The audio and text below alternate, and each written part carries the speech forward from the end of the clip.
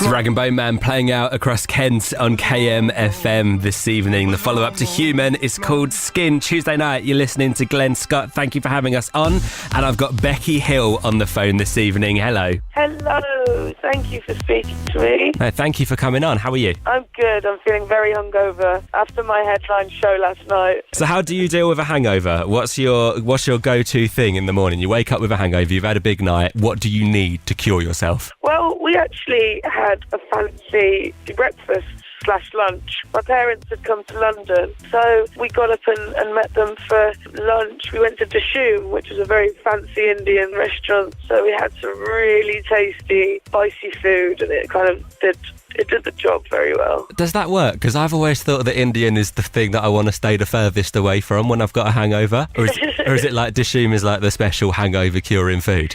I wouldn't necessarily say it's my go-to hangover food. Okay. I mean, it's a good hangover food to go for, though, if it was your go-to. Yeah, I mean, it's just a very tasty food. So that always helps with a hangover. But enough about that, because I think the worst thing when you've got a hangover is talking about your hangover. Let's talk about your new single, Rude Love. It sounded so good on the show. We had it as a first play the other night.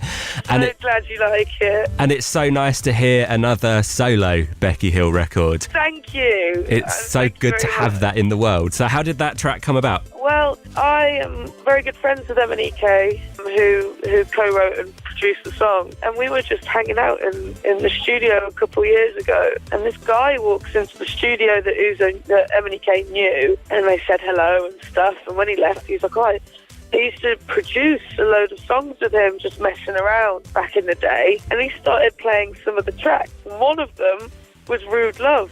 And I had to stop him. I was like, what in the world is this song? And what are you doing with it? And can I have it? Because it feels like, even though you didn't know me at the time, you wrote this for me. Yeah. So bless him, he agreed to give it me. I changed a few of the lyrics here and there, and we've worked on it, and I decided to put it out. I love the song so much. So have we got an album on the way, or is that the sort of, because I asked loads of people this and they're like, I can't really tell you about the album yet. Is that the case for you as well? No, I can 100% tell you.